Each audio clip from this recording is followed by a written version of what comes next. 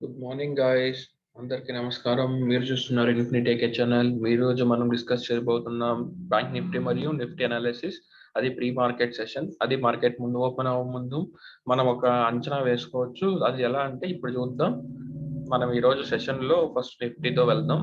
నిఫ్టీతో వెళ్తే Nifty Nifty నిన్న close ఎక్కడైంది? 16,719 close అయింది. సో ఇన్ కేస్ రేపు ఈ రోజు మార్కెట్ ఏదన్నా ఇప్పుడు ఎస్జిఎక్స్టీ నిఫ్టీ చూస్తుంటే మైనస్ లో ఉంది. సో మాక్సిమం మన మార్కెట్ ఓపెన్ అయ్యే ఛాన్సెస్ మొత్తం ఇక్కడ ఉంది.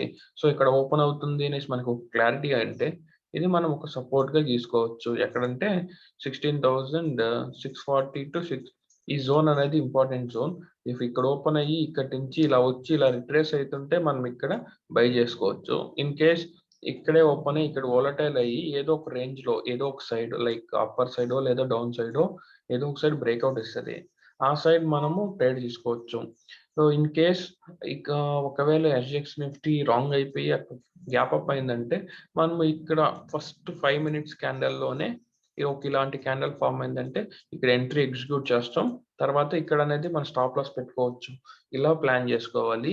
ఇన్ కేస్ ఫ్లాట్ ఓపెన్ అయితే ఇక్కడ ఒక ట్రెండ్ లైన్ కనపడుతుంది కదా మీకు, 15 మినిట్స్ లో ఉంది కాబట్టి ఇక్కడ ట్రెండ్ లైన్ ఉంది.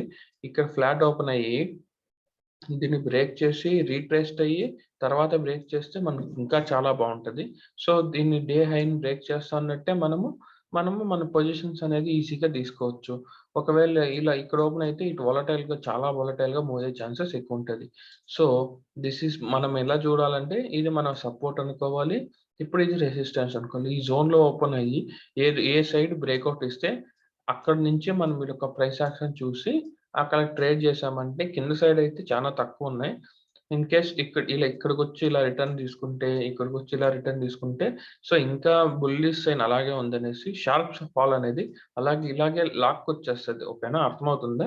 సో దేర్ విల్ బి ఇది ఫస్ట్ సపోర్ట్ అవుతుంది, ఇది సెకండ్ సపోర్ట్, ఈ third support, fourth support.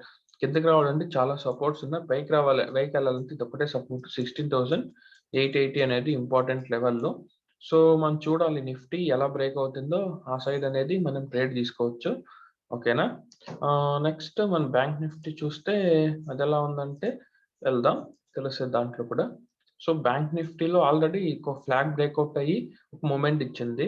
So last 1 hour గా ఒక జోన్ లోనే ఆగిపోయింది బ్యాంక్ నిఫ్టీ.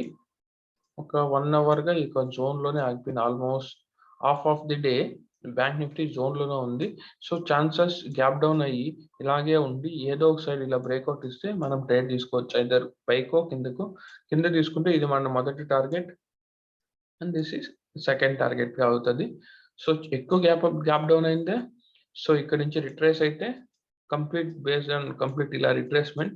ఈ రిట్రేస్మెంట్ కాన్సెప్ట్ గురించి మీకు నేను మన జీరో టు హీరో ప్లేలిస్ట్ లో ఉంది, అక్కడ నుంచి చూసుకోవచ్చు. మీకు కొంచెం ఐడియా వస్తుంది ఎలా ఇది ప్రైస్ యాక్షన్ అంటే ఎలా చేసుకోవచ్చు ఏంటి అనే ఐడియా అక్కడ ఉంటుంది మీకు. సో అక్కడ నుంచి మీరు చూడొచ్చు ఫ్రెండ్స్. ఇంకేదన్నా డౌట్స్ ఉంటే నన్ను యూట్యూబ్ ఈ వీడియో కింద కామెంట్ చేస్తే మీ డౌట్స్ అన్ని నేను క్లియర్ చేయగలుగుతాను. సో ఇంకా ఇలా ప్లాన్ చేస్తాం ఈరోజు మనం. సో నెక్స్ట్ ముందరికి వెళ్ళాలంటే వేరే ఐడియా లేదు ఇక్కడ.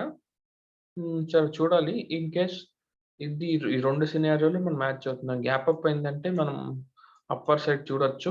అది ఫస్ట్ 5 మినిట్స్ అనేది క్రూషియల్ గా ఉంటుంది. ఎనీ 5 మినిట్స్ క్యాండల్ ఫామ్ అయ్యేదే ఇంపార్టెంట్.